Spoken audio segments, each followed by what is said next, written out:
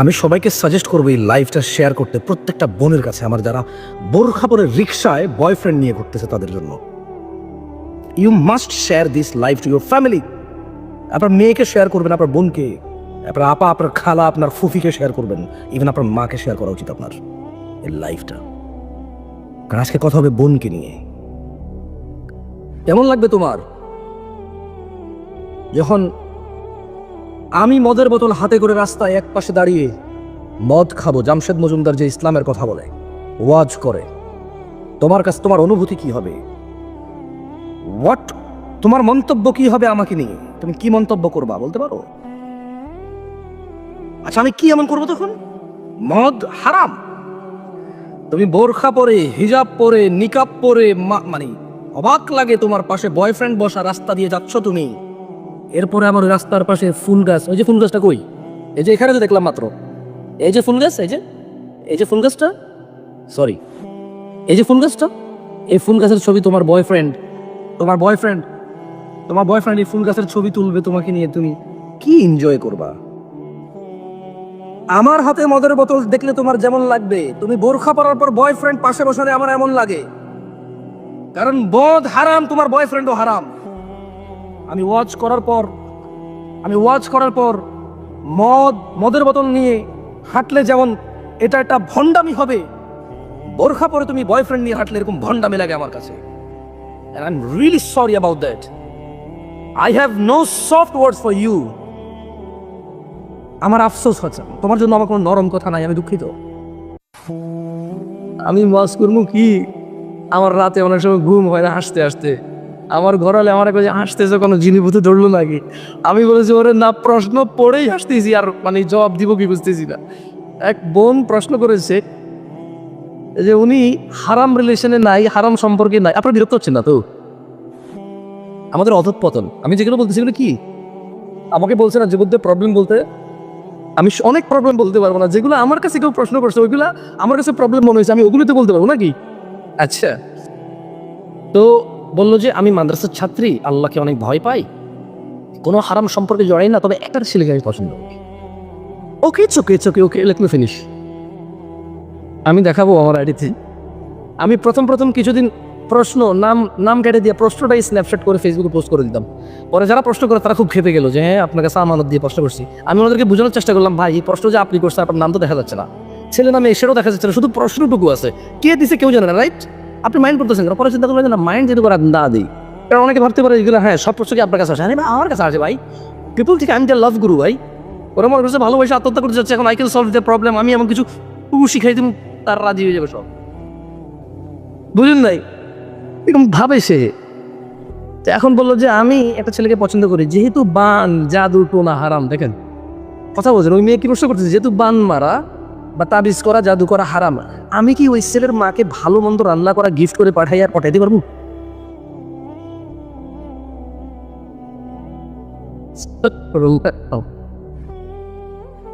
আমি বললাম যে আপনি ঠিক অতটুকু আল্লাহকে ভয় করেন, 3 বেলা সকাল 8টায় নাস্তা করে, দুপুর 1টায় ভাত খেয়ে, বিকাল 4টায় নাস্তা করে একজন লোক যতটুকু রোজাদার, আপনি আল্লাহকে অতটুকু ভালো ভয় পান। আমি বুঝতে পারিনি। আমি ওকে একটা জবাব দিয়েছি, আমি বলছি যে আপনি আল্লাহকে অতটুকু ভয় করেন আর আপনি হারামের মধ্যে অতটুকু নাই যতটুকু একজন লোক সকাল 8টা বাজে নাস্তা করে, দুপুর 1টা বাজে ভাত খেয়ে, বিকাল 4টায় আবার নাস্তা করে নিজেকে রোজাদার মনে করে, যতটুকু আপনি এতটুকু হারাম ছাড়া আছেন। তা আমি কি বলতে পারি? What can I say? আচ্ছা, প্রশ্ন করে আবার শেখ আমার আব্বা আমাকে বিয়ে করে না। তুই কি মহিলা? তোর আব্বা তোর বিয়ে করবেন? বলত, তুই মহিলা? হ্যাঁ, তোর আব্বা তোর বিয়ে করে না তোর আব্বা। আবার কি লেখে জানেন? শেখ এই নিষ্ঠুর পৃথিবীতে থাকতে ইচ্ছা করে না। লিখলাম যে কেন?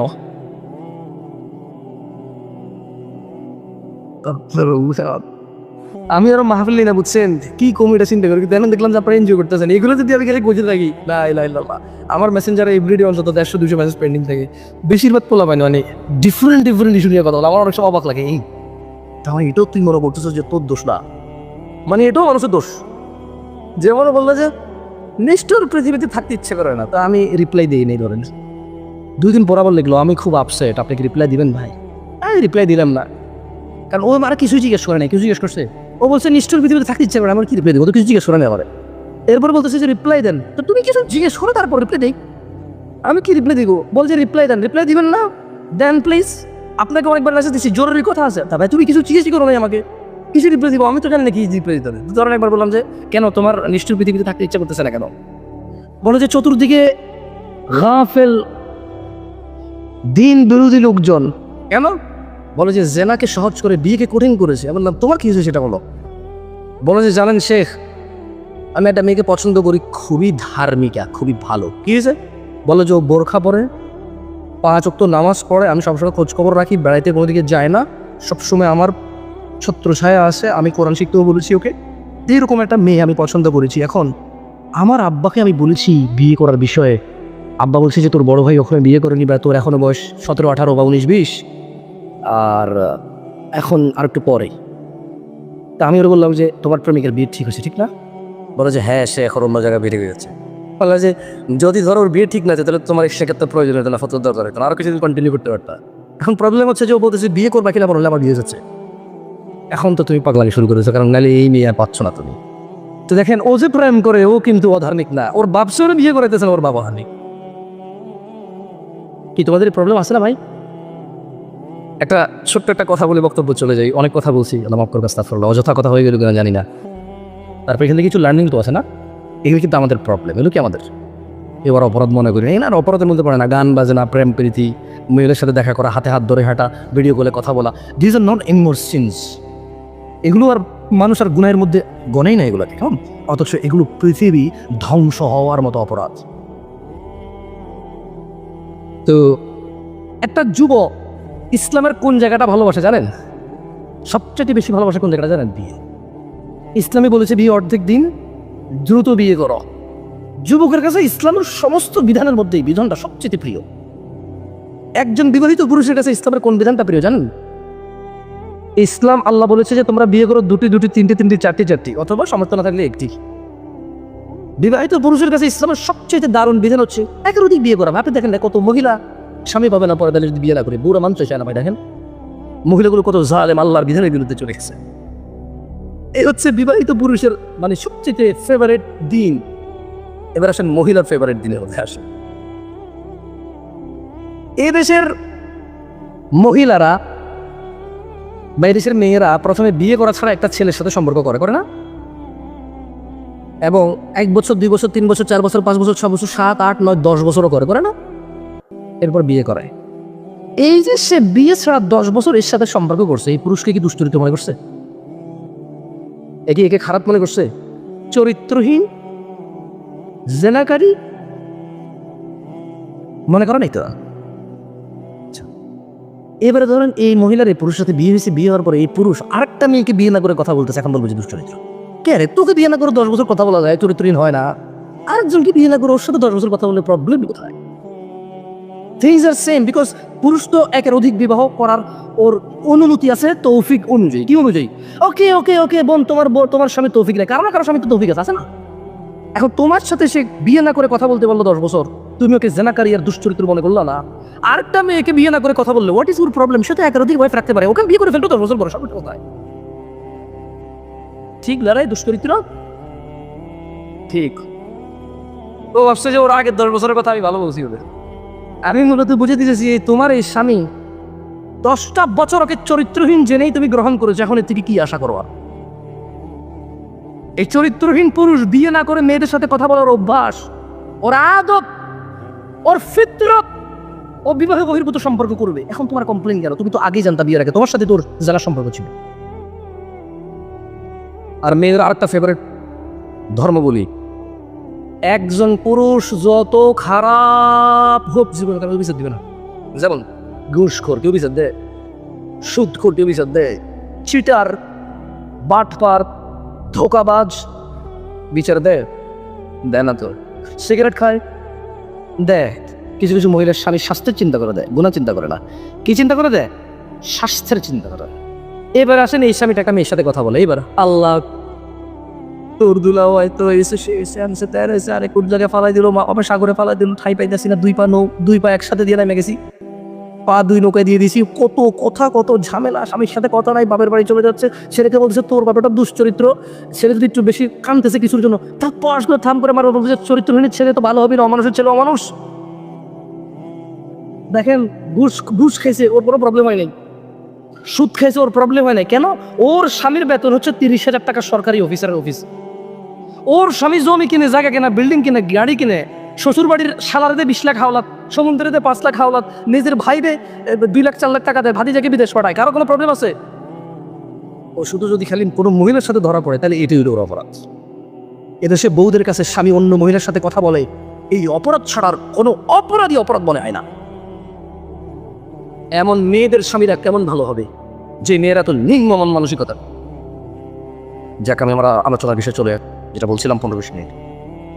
শোনো বোন আমার, যুবক ভাই আমার, তোমাদেরকে তোমাদের প্রবলেম বলে সলিউশন দেওয়ার জ্ঞান আমার নাই। আমি আগে থেকে সারান্ডার আত্মসমর্পণ করি তোমাদের কাছে, কারণ তোমরা ধর্ম শেখো সিনেমা নাটক থেকে।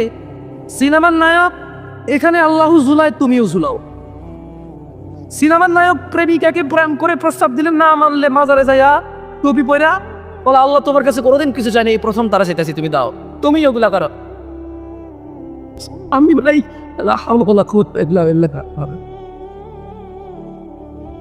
ছোট ভাই, তোমাদেরকে বলি শোনো, তোমার বোন আছে, তোমার বোনের যেদিন বিয়ে হবে তার স্বামী ঠিকই বুঝতে পারবে সে বিয়ের আগে অন্যায়তে লিপ্ত ছিল, যেমন তুমি বুঝতে পারবা তোমার স্ত্রী অন্যায়তে লিপ্ত ছিল কিনা। ওকে, একদম শিওর না, তুমি ধারণা করবা। তুমি তো এখন বিয়ে করোনি, বুঝতেছো না। বিবাহিত পুরুষ অনেক চালাক পুরুষ, তোমার চাইতে অনেক বেশি চালাক। একজন অবিবাহিত তোমার চাইতে, একজন বিবাহিত পুরুষ তোমার চাইতে অধিক জ্ঞানী এসব বিষয়ে। এই জন্য বিবাহ করার পরে বহু মানুষ তুমি দেখবা লজ্জাবোধ করে অনেক কথা। তুমি যে গালিগালাজগুলো করো অনেক বিবাহিত ছেলে পেলে করে না, কারণ তুমি এখন অনেক কিছু জানো না, যা মুখে আসে তা বলো। ও লজ্জাবোধ করে কারণ ও বিষয়টা জানে, যেটা শুনতে বিচ্ছিরি শোনায়, খারাপ শোনায়, লজ্জাস্কর শোনায়। তোমরাই তো তাদেরকে জেনায় লিপ্ত করার জন্য কোরআন শপথ নাও। ছি ছি ছি ছি ছি, জেনা করার জন্য কোরআন শপথ, এরপর হাতের রক্ষাটা জেনা করার জন্য। ওয়ালা হাওলা ওয়ালা কুওয়াতা ইল্লা বিল্লাহিল আলিয়্যিল আযীম। আর এই বোনকে বলতে চাই, বোন, আপনি শুধু শারীরিক সম্পর্ককে জেনা মনে করেন, ভুলের মধ্যে আছেন আপনি। স্বামী ব্যতীত এই পৃথিবীতে কোন পুরুষ নেই যার সাথে আপনার দেখা দেওয়া কথা বলা যায়। মানে আজকে আমি ঘুম থেকে ওঠার পরে মোবাইল যখন চেক করলাম, একটা মেসেজ আসলো হোয়াটসঅ্যাপে। মেসেজটা পড়ে শোনাই কেমন, নাম বললাম না, কারণ অবশ্য মেসেজের নামও নাই। বললো যে, আসসালামু আলাইকুম, আপনি কি জামশেদ মজুমদার? কিছু ব্যক্তিগত প্রশ্ন নিয়ে হাজির হয়েছি আপনার কাছে। আমি লিখেছি ওয়ালাইকুম আসসালাম, আস্ক ইউ কোয়েশ্চেন হেয়ার, মানে লিখে প্রশ্ন করেন, ভয়েস কল বা ভয়েস মেসেজ দিয়ে আপনার। হ্যাঁ, এটা ছিল গতকালকের। তো আজকে উনি লিখলো আমাকে, আমার বেস্ট ফ্রেন্ড ছেলে। হাসবেন না কেউ, একটু মনোযোগ দিয়ে শুনেন ভাই, তোমরা এই অপরাধগুলো মেয়েদেরকে দিয়ে করা, বুঝছো? প্লিজ হাসিও না। প্রশ্ন শুনে তোমার হয়তো হাসি আসতে পারে যে না, তুমি এটার জন্য দায়ী। তো বললো যে আমার বেস্ট ফ্রেন্ড ছেলে আমার সাথে শারীরিক সম্পর্ক করতে চায়, আমি রাজি না হলে আত্মহত্যা করার চেষ্টা করে, একবার হাতের শিরার জায়গায় কেটেছিল, আমাকে ইমোশনাল ব্ল্যাকমেইল করে, আর আমি তাকে কোরআন মাজিদ নিয়ে কসম করেছিলাম যে তাকে কখনো ছেড়ে যাব না। এখন সে যে শারীরিক সম্পর্ক করতে চায় এতে আমি রাজি না, তাকে ছেড়ে দিতেও পারছি না, আর থাকলেও মানে তার সাথে যদি ফ্রেন্ডশিপ রাখিও শারীরিক সম্পর্ক করতে হবে, এক্ষেত্রে আমার করণীয় কি? এ হচ্ছে কোয়েশ্চেন। তখন আর বুঝতে বাকি নেই যে এটা কোনো বোনে মেসেজ পাঠাইছে, ঠিক আছে? আচ্ছা, ওই যে ওয়াসায়াউদু কামা গারিবা, ইসলাম অপরিচিত অবস্থায় ফিরে যাবে, আমি এটা এই কোয়েশ্চেন পাওয়ার পরে কেমনে বুঝছেন? দেখেন, আমি চিন্তা করলাম যে আচ্ছা গত 2-3টা মাহফিলে তো বললাম অমুক অমুক দেশে গেছি, কেউ মুসলমান নাম শোনে না, ইসলাম নাম শোনে না, এটা তো অপরিচিত হয়ে যাচ্ছে। আমাদের কীর্তিকলাপে কোনো ইসলাম নাই, আমাদেরকে দেখে কোনো মুসলিম ইসলামের প্রতি উদ্বুদ্ধ হচ্ছে না। ইভেন আমরা হানাফি শাফিকি করতে পারতেছি না, শাফি মালিকি করতে পারতেছে না, মালিকি হাম্বালিকি করতে পারতেছে না, চুফি চিশতি করতে পারতেছে না, চিশতি সাবরে করতে পারতেছে না, সুফিদের মধ্যে কালিয়াপুরি 18 পারতেছে না, 18 বাইঘন্টারে পারতেছে না। আমাদের কারো ইমান আখলাক চরিত্র একজন একজনকে আকৃষ্ট করে না। মানে আমাদের বর্তমান অবস্থা এরকম, ঠিক না? আচ্ছা, এটা গেল একটা। এরপর চিন্তা করলাম যে দেখেন, এই মেয়ে একটা ছেলের সাথে বন্ধুত্ব করেছে, সেটা কি অপরাধ মনে করেছে? অপরাধ বোধ করেছে? তাই ওই ছেলেকে ছেড়ে যাবে না, কোরআন নিয়ে শপথ করেছে। একটা অন্যায় কাজের জন্য সে কোরআন ছুঁয়ে শপথ করেছে, সে কি এটাকে অপরাধ বোধ করেছে? অপরাধ বোধ করেনি। আপনি বলতে পারেন যে হয়তো করছে না, কারণ দেখেন যখন শারীরিক সম্পর্কের বিষয় আসছে সে এটা জানে যে জেনা করা কি, এখন সেটা নিয়ে অ্যাওয়ার আছে যে না এটা তো অন্যায়, পাপ, আমি কেন বিয়ের আগে পাপে লিপ্ত হব। তার মানে তার কাছে ছেলের সাথে বিয়ে করা ছাড়া প্ল্যান করা পাপ না, ওই ছেলের সাথে প্রতিজ্ঞাবদ্ধ হওয়া, প্রতিশ্রুতিবদ্ধ হওয়া পাপ না। এই যে দেখেন ইসলামের এই বিষয়টা সে জানেই না, জানে না, সে জানে যে একসাথে ছেলে মেয়ে মিলিত হলে বিয়ের করবে, এটা হচ্ছে পাপ। আমি তাকে বলেছি যে ধরে নেন বোন আপনাকে কেউ বলল যে তুই আল্লাহর কসম বা কোরআনের কসম খেয়ে বল অমুক জায়গায় আমরা চুরি করতে যাব বা খুন করতে যাব, ডাকাতি করতে যাব, মারামারি করতে যাব, কসম খেয়ে বল। যে মসজিদ ভাঙা তো অপরাধ মনে হবে। এখন চোরের কাছে কি চুরি অপরাধ মনে হয়? হয় ভাই, হয়, করে। খারাপ কাম মনে হয়, বেশি গুণা বোঝে না, মানে একদম মানে ল বোঝে না আর কি বোঝে না, ল বোঝে না, লজ্জাস্কর কাজ মনে করে। কি কাজ মনে করে? ও কিন্তু গুণা টুনা চিন্তা করে না, ও চিন্তা করে লজ্জা। কি চিন্তা করে? এই সমাজে পোলামাই লোক সোরাইয়ার বলা, সোরের বলা, সমাজে বিচার এই ধরনের কিছু গুনাহগার মনে করা। আমি বললাম যে ধরেন কেউ আপনার থেকে প্রতিজ্ঞা নিল যে আপনি আর সে মিলে খুন করতে যাবেন, কসম করেন কোরআন ছুঁয়ে, আপনি করলেন কসম। তো কসম করা অন্যায়, খুন করা কি অন্যায় কিনা? আল ফিতনা তো আসার জন্য, মানে হত্যা হচ্ছে কি পুরো পৃথিবীর মানুষকে মেরে ফেলার, একজন মানুষকে মেরে ফেলার সমান অপরাধ। এটা হচ্ছে আল্লাহ বলেছে। কে বলেছে? এখন আপনি বললেন যে আমি খুন করতে যাব না, ওহো খুন যদি না করি, আমি তো আবার কসম করছি কোরআন ছুঁয়ে, আমি তো খুন করতে হবে আমার, কারণ কোরআন ছুঁয়ে শপথ করেছি। ভাই কোরআন ছুঁয়ে শপথ ভাঙা কি যাবে? খুন করে ফেলতে হবে, কারণ কোরআন ছুঁয়ে শপথ করেছি, এমনি আমি খুন মানে মানে শপথ কেমনি ভঙ্গ করি? তাহলে সে একটা অন্যায় করেছে, খুন করবে, এটা শপথ করেছে। আর একটা অন্যায় করেছে, সে অন্যায়ের জন্য শপথ করেছে, প্রতিজ্ঞাবদ্ধ হয়েছে, এটা আরেকটা অন্যায় তার। এখন সে দ্বিধাদ্বন্দ্বে আছে, সে অন্যায় করবে নাকি শপথ ভাঙবে, এটা তার আরেকটা অন্যায়। কিন্তু হারামের জন্য কোনো শর্ত হয় না, হারামের জন্য কোনো শপথ গ্রহণ হয় না ভাই, জায়েজ নাই। এখন দেখেন ওই বোন আমার নিশ্চয়ই বিবাহযোগ্যা, নিশ্চয়ই বিবাহযোগ্যা, তাই তো ওই ছেলে জেনার জন্য ডাকতেছে। আমি বলতে চাচ্ছিলাম তোমাদেরকে যে বোন, মেয়েরা শুনছি কিনা আমি জানি না, এখানে বোনদের ব্যবস্থা আছে কিনা সেটাও জানি না, মনে হয় না আপনারা করেছেন, থাকলে আলাদা ক্যামেরা থাকে, ব্যবস্থা করতে পারেন না বন্ধুর জন্য না? জায়গার সংকট, বুঝতে পারছি, জায়গা জমির দাম বাইরে গেছে, এই জন্য ক্যামেরা ফ্রি রাখতেছে না, বাস্তবতা না? ভাই একটা জায়গার মধ্যে 3 কোটি টাকা খরচ করে বিল্ডিং ধরুন, ভাড়া পান 7,000 করে, আমি জানি না কই বছর লাগবে বিল্ডিং এর ভাড়া করতে? কাজ করে কিছু মনে কিছু করেন না, কয় 3 কোটি 4 কোটি টাকা দিয়ে জায়গা কিনা, আরো 3 কোটি 4 কোটি টাকা দিয়ে বিল্ডিং তোলে, 8 কোটি টাকা ভাড়া পায় পুরো বিল্ডিং থেকে, মাসে 60,000 টাকা। কয় বছর লাগবে এই 8 কোটি টাকা উঠতে ভাই? লা ইলাহা ইল্লাল্লাহ। আবার অন্যান্য মুসলিম ভাইদের কাছে দেখা যায় মানে পুঁজি নাই কিছু করার। একজনকে একবার সাহায্য করলে পরে বলে যে তোরে তো হয় না রে ভাই, তোর আর কত করুন সাহায্য কর, খোঁটা দিয়ে দে মুখের উপরে, ওয়াল্লাহ মুখের উপরে খোঁটা দেয়। কিন্তু সে যে টাকা সাহায্য করছে, ওই টাকা ওকে যা টাকা সাহায্য করছে, যে কিছু করে রাখা, এর চেয়ে বেশি টাকা সে মাসে সিগারেট খায়, কিন্তু ওরে সাহায্য করে খোঁটা দিয়ে দেয়। শোনো ভাই, ওয়াল্লাহি তোমরা যদি জিনাহটা ছেড়ে দাও, জিনা, এই সমাজের সৌন্দর্য কমে 1000 ভাগ বৃদ্ধি পাবে।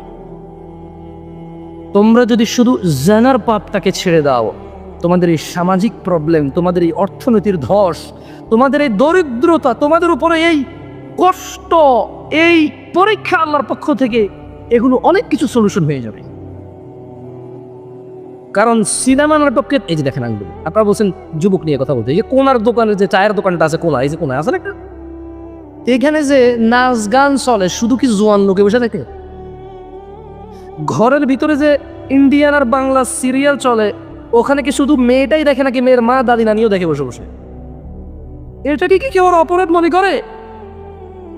গান শোনা কি অপরাধের মধ্যে পড়ে? এখন আর পড়ে না ভাই, কি মনে কিছু করিস তারে ভাই, তোকে 20 জনের মোবাইলে চেক করবো, গান আছে 20 জনের মধ্যে পাবো, আন্দাজ করে কি হুজুর করে ছেড়ে দিব, আন্দাজ করে এরকম তুমি তুমি তুমি এরকম একটা দুটো ভুল হইতে পারি। আর এমন হতে পারে 20 জনের মধ্যে কল দিয়ে 3-4 জনের হয়তো রিং টুনি গান বাজে, মানে এটা টু শুনে জানা গান বাজে। কি রে ভাই, কল দিলাম একজনের, কল ধরে টু করে রিং হবে গান বাজে। কেউ কেউ অপরাধ মনে করে। কে লজ্জা পাওয়া যায়, কারে বলি বিপদ। ছোট ভাই তুমি উঠে দাঁড়াও তো, একটু দাঁড়াও। ওয়েট ওয়েট, তোমাকে যদি এখানে বলা হয় 20,000 টাকা দেওয়া হবে, কত টাকা? 20,000 টাকা না, তুমি প্যান্ট খুলে ফেলবা, পারবা? ঘুরো তো, ঘুরো ওদের সামনে, উত্তর দিয়ে ঘুরাও। ঠিক আছে, তোমার বয়স কত? মাত্র 8 বছর একটা ছেলে, মাশাআল্লাহ, বসো। ও প্যান্ট খুলবে না কেন? শরম। কেন? কি ভাইয়া, কি শরম? গুনাহ, ঠিক না? শরম। আচ্ছা, গান শোনা গুনাহ কিনা? তাহলে একজন আরেকজনের সামনে শুনে লজ্জা পায় না কেন? ওয়াই, কেন লজ্জা পাচ্ছে না? আপনি উঠে যাবেন দাদা। না না, আপনার ডেঞ্জারাস কিছু করবো, নর্মাল কিছু ওঠেন। আচ্ছা, হাসিও না, হাসিও না। আপনাকে যদি বলা হয় 20,000 টাকা দেওয়া হবে, কুকুরের মাংস সুন্দর করে রান্না করে দিলে আপনি খাবেন? বসেন। উনি 20,000 টাকার বিনিময়ে কুকুরের গোশত খাবে না। কেন? কেন? সুদ কি, ঘুষ কি? তাহলে কেন লজ্জা পাচ্ছে না সুদখোর? হারানোর কথা আমি বলছিলাম, তাহলে ও লজ্জা পাচ্ছে না কেন? এটা তো গুনাহ। বাংলাদেশে এমন কোন সুদী আছে যে জানে না সুদ হারাম? এমন কোন খতিব আছে মিম্বরে খুতবা দেয় না সুদ হারাম? হ্যালো, করতেছে কেন? আচ্ছা ওকে, আজকে ওয়েট ওয়েট ওয়েট, আজকে এই মঞ্চে যদি বলা হয়, আপনাদের সবার সামনে যদি বলা হয় যে আপনাদের সবাইকে 2,000 টাকা করে দেওয়া হবে, আপনারা বসে বসে দেখবেন, এখানে আমি ওয়াজ করতেছি কোরআন সুন্নাহ নিয়ে, পাশে একটা নর্তকী এসে নাচবে, আপনারা কি 2,000-এর বিনিময়ে রাজি হবেন? ওকে, ওয়েট ওয়েট ওয়েট ওয়েট, মসজিদ, আল্লাহর ঘরে মসজিদ, ছোট ভাই তোমাদেরকে বলতেছি, তোমাদেরকে আল্লাহর ঘরে মসজিদ, তোমাদের সবাইকে 10,000 টাকা করে দেওয়া হবে চুপ থাকার জন্য, শুধু মসজিদের ভিতরে নর্তকী ঢুকে নাচবে, তোমরা রাজি হবা? কেন? আল্লাহর ঘর তাই? তোমার ঘরে আল্লাহ দেখে না তোমাকে? বুঝি মসজিদে আল্লাহ দেখবে তোমাকে, তোমার ঘরে দেখবে না? নর্তকী ওখানে নাচবে, তোমার প্রবলেম কি? 10,000 টাকা করে পাচ্ছ, তুমি রাজি নাই, তোমার কাছে এটা অশ্লীলতা, খারাপই, নিকৃষ্টতম আচরণ মনে হবে। অথচ এই তুমি গায়ে হলুদে পুরা গ্রামের সবাইকে নাচ গান দেখাও, শোনাও। এই তোমার মুসলমানিতে গান বাজাও, বউয়ের বিয়েতে গান বাজাও, নিজের বিয়েতে গান বাজাও, আর কদিন পরে মরা বাড়িতেও গান বাজাবা।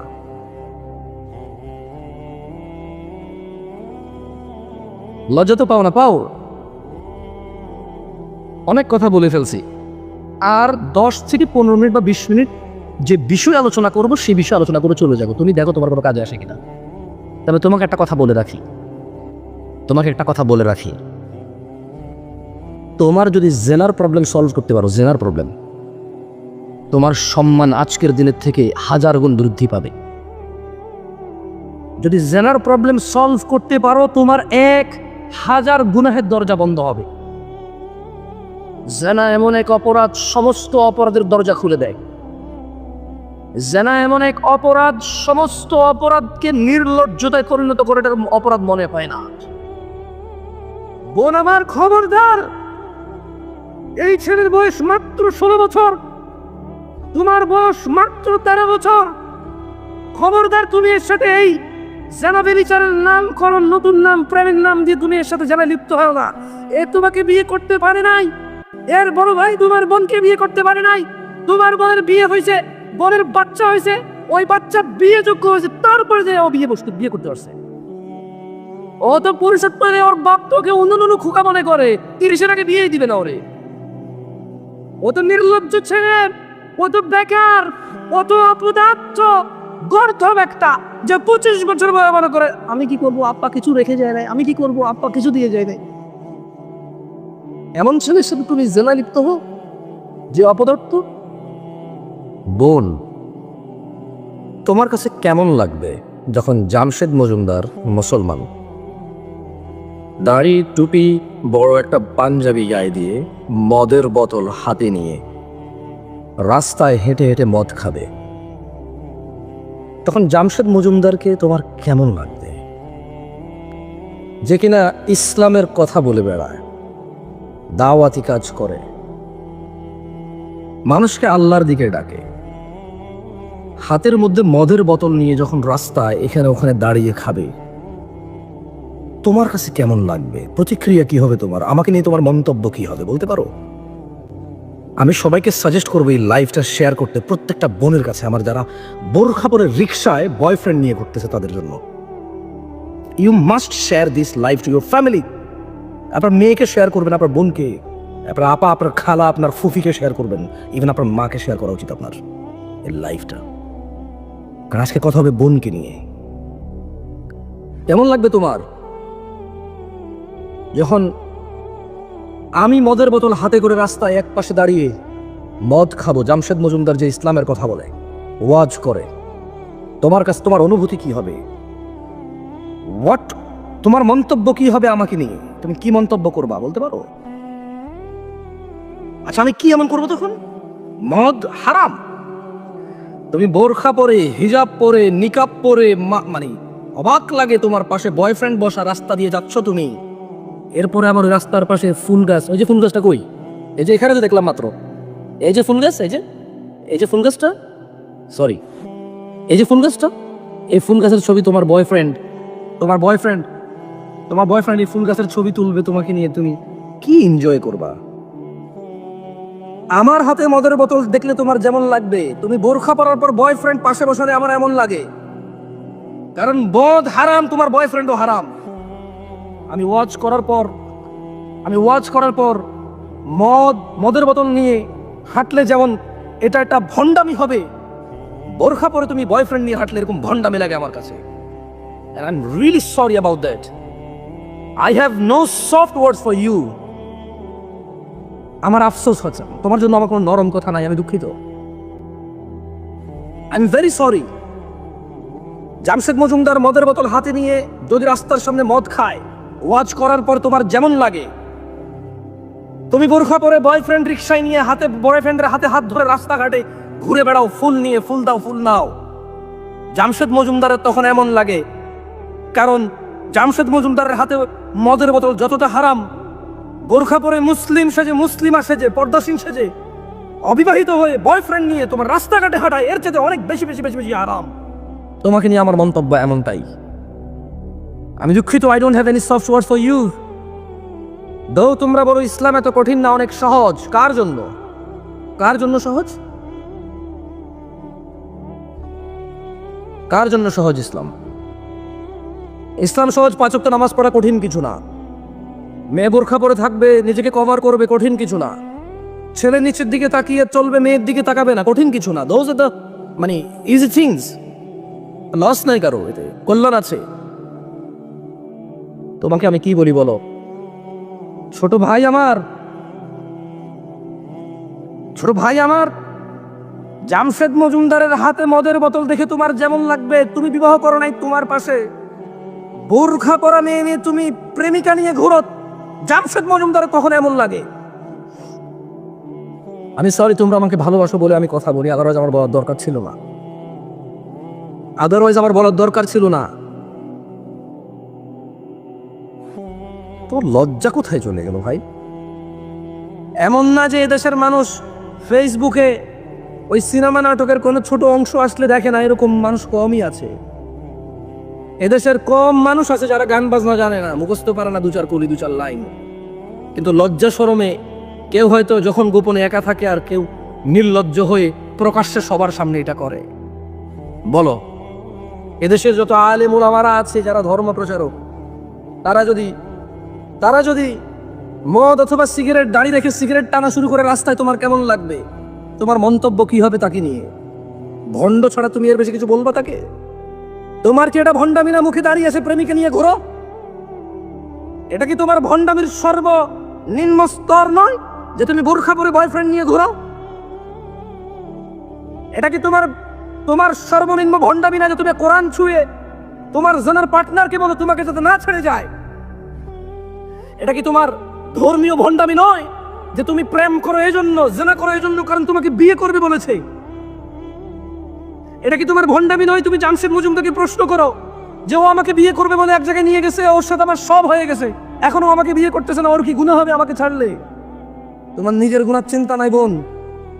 এটা কি তোমার ভণ্ডামির সর্বনিম্ন স্তর নয়? এটা কি তোমার ভীমরতির সর্বনিম্ন স্তর নয়? এটা কি তোমার বোকামোর, অশ্লীলতার, বর্বরতার, বন্যতার সর্বনিম্ন স্তর নয়? আল্লাহ যা হারাম করেছে তুমি সেই কাজে অধিকার খোঁজো। তুমি ভয় পাও, আমাকে প্রশ্ন করো যে ছেলেটাকে আমি ভালোবাসতাম, এরপর আমি আল্লাহকে ভয় পেয়ে ফিরে আসছি, এখন ছেলে কান্নাকাটি করে আমাকে বদদুয়া দিচ্ছে, ওর মনে কষ্ট দিচ্ছে, এতে কি আমার গুনাহ হবে? ছি ছি ছি ছি ছি ছি, তোমার মাথায় তো গোবরে পরিপূর্ণ হয়ে গেল। আল্লাহ জেনাকে হারাম করেছে, আল্লাহ প্রেম ভালোবাসাকে হারাম করেছে বিবাহের পূর্বে। আল্লাহ যা হারাম করেছে তুমি আল্লাহ সন্তুষ্টির জন্য কোনো কিছু ত্যাগ করেছো, এরপর তুমি চিন্তিত যে ও তুমি আল্লাহকে খুশি করার জন্য তোমার ওই ছেলেকে ছেড়ে দিছো, আর ওই ছেলে এখন খুব মনে কষ্ট পাচ্ছে, এদিকে তোমার গুনাহ হবে, ওই ছেলে মনে কষ্ট পাচ্ছে, জানা না করতে পেরে তোমাকে জাহান্নামে না নিতে পারে ও মনে কষ্ট পাচ্ছে, তোমাকে জাহান্নামের লাকড়ি আর খড়ি না বানাইতে পারে ওর মনে কষ্ট আসতেছে, তোমার সাথে জানার সম্পর্ক, অশ্লীলতার সম্পর্ক না করতে পারে ও মনে কষ্ট আসতেছে, and you care about that thing. তোমার মানসিকতা কোথায় গিয়ে ঠেকছে? সম্মানিত দর্শক, জামশেদ মজুমদার হাফিজাহুল্লাহ তার আলোচনায় যে বিষয়গুলো তুলে ধরেছেন ইসলামের দৃষ্টিতে তার গুরুত্ব অপরিসীম। এই আলোচনার সমর্থনে কিছু নির্ভরযোগ্য রেফারেন্স নিচে তুলে ধরা হলো। 1. জেনা বা অবৈধ সম্পর্কের সতর্কতা।